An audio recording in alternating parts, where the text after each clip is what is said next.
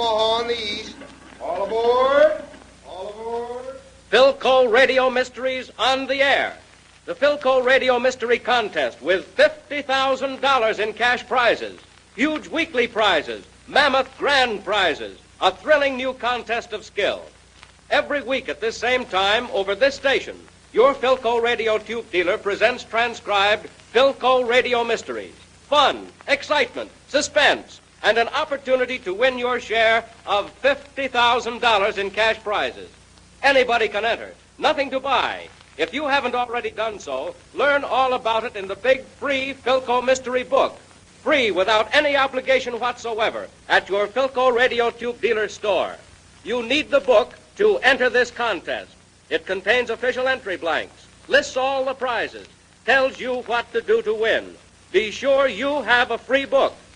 I'll wait a moment while those of you who already have your Philco Mystery Book open it to pages 10 and 11. Watch the diagram on page 10 as you listen to the program. Take notes. Listen carefully. All ready? Philco, the beautiful girl detective, is going to find the murderer in Murder in the Sky. See if you can tell how she finds the guilty person. Our scene opens in the waiting room of the airport of a western city. Philco and her novel-writing friend, Tom Taylor, are returning to New York from their adventure in the West. As we meet them today, they are having their tickets and sleeping accommodations examined by the airline official at the desk. Is the plane on time tonight?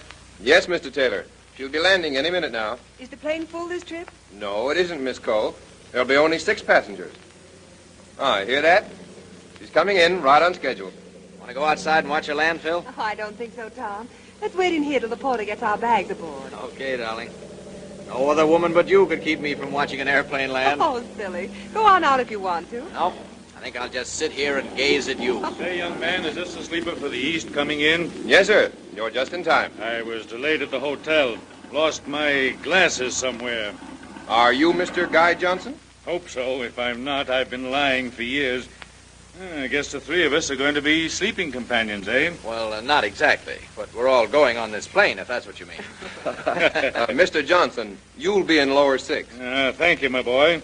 By the way, can you tell me whether or not Miss Rita Rogers and her brother will be on this plane?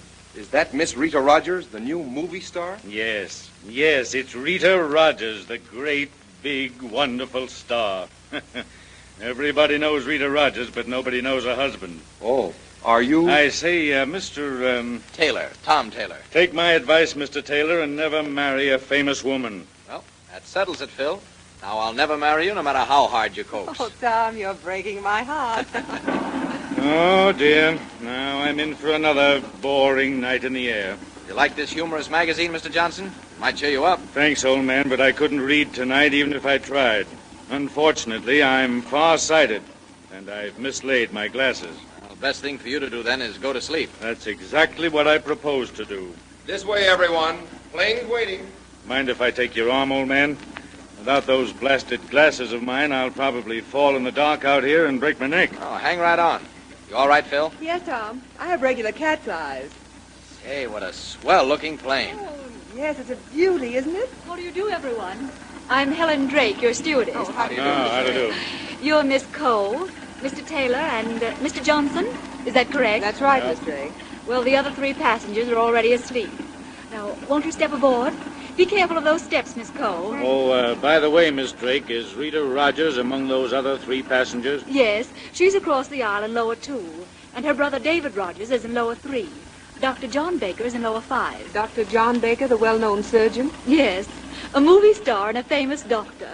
Now, if you want anything, just ring the bell. Oh, thank you, Miss Drake, but I think I'll turn in right away. Yeah, me too. And so will I. You all right, Mr. Johnson? Yes, thanks. Fine. Good night. Good night, Mr. Taylor. Can I get you anything, Phil? No thanks, Tom. Good night. Night.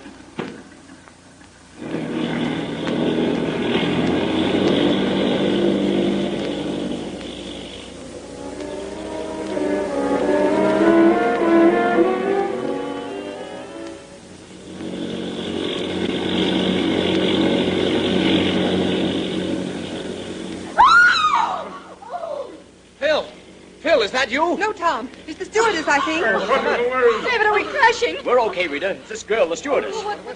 Miss Drake, Miss Drake, what is it? What happened? Oh, it's Mr. Johnson. Mr. Johnson. Mr. Johnson. Hey, Johnson. Johnson.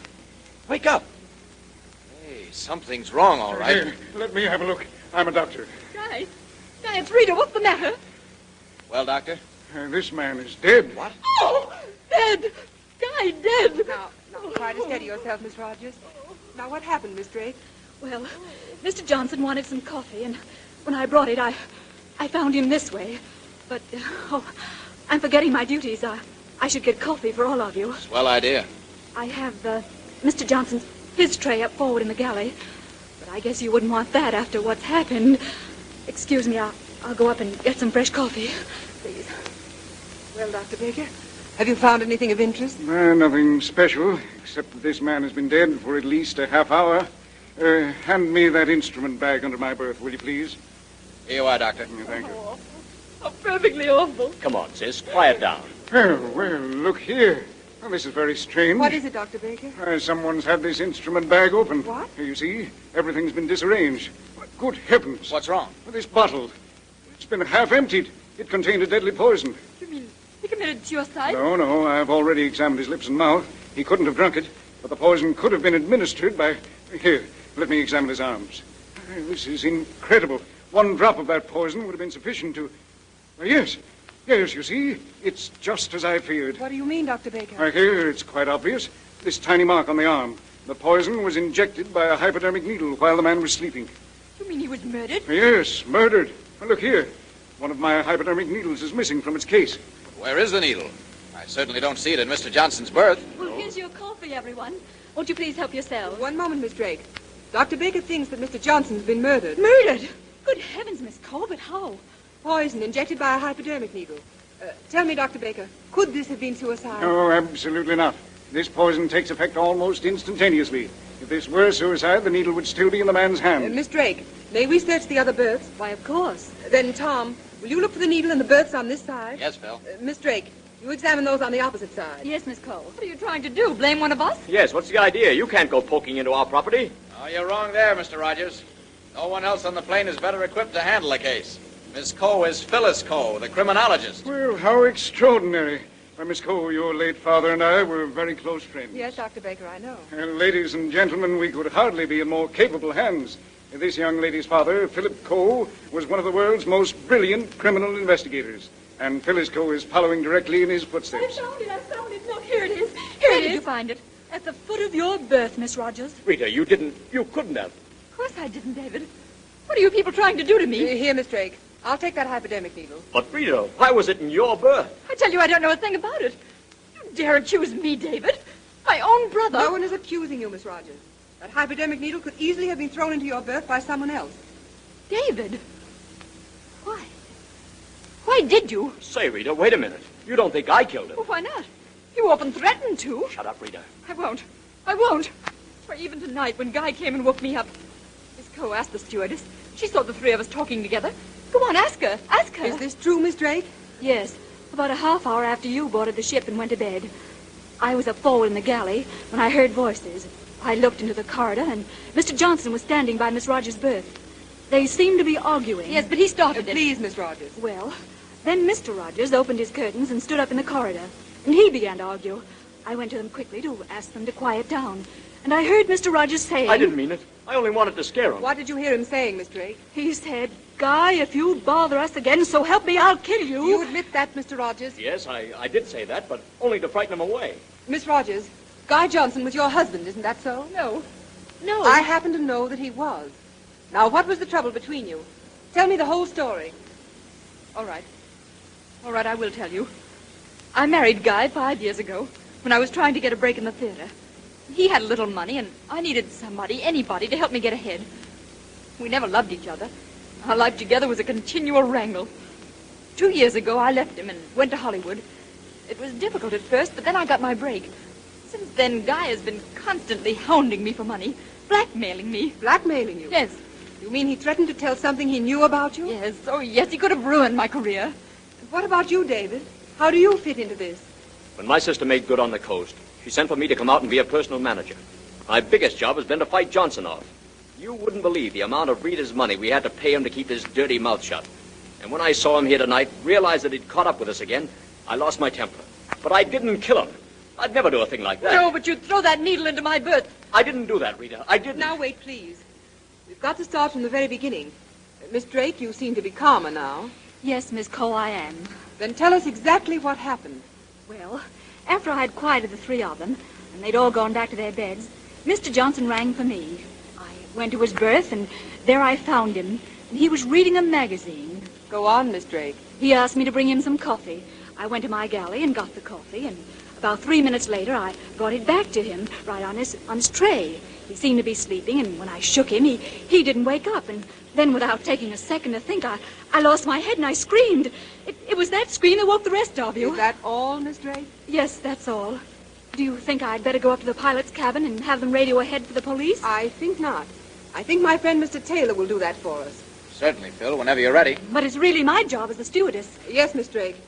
But I don't imagine you'll be stewardess much longer. Why, I don't understand. Why did you kill Guy Johnson? But, Miss Cole, Come, Miss Drake. There's no use lying any longer. You've just made it quite plain that you're not very good at lying. All right. Guy Johnson and I are starting even once again. What made you do it? Yes, you little beast. And why did you throw that needle into my berth? I hated you, Rita Johnson, because you were really his wife. My real name is Helen Johnson. I changed it to Helen Drake. I met Guy 2 years ago in Chicago, married him, and then we had a little boy. What? Guy married you? Yes. And after the baby came, Guy told me about you. And then he deserted us. My baby died from starvation. I had only one thing left to do in life, and that was to kill the man who killed my baby. Tonight was the first time I'd seen him since.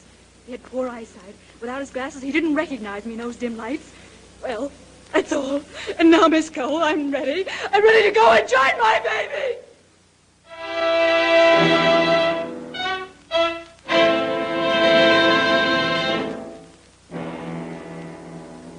It's a lucky thing Phyl Cole, the girl detective, was in that airplane. No knowing what might have happened if she hadn't been there. Why do you suppose Phyl suspected Helen Drake? You say you suspected her right from the start? Then you'll have an easy time giving 3 reasons which enabled Phyl Cole to discover the guilty person. You heard all that happened on the plane. You know all that Phyl knew. All you have to do is to answer the contest question, which you'll find in the Philco mystery book. $50,000 in cash prizes, weekly prizes, big grand prizes. Everything is explained fully in the book. All the rules, regulations, what to do and how to do it. If you haven't secured a free copy of the Philco mystery book from your Philco radio tube dealer, get one right away. You must have this book to enter this great contest. Your answer must be written on the official entry blank. Get in this contest of skill now. Your skill may win for you. Names of major winners in this week's contest will be broadcast as soon as possible on a following Philco Radio Mystery program. Listen each week for Philco Radio Mysteries at this time over this station. This is a good time to have your radio tubes tested.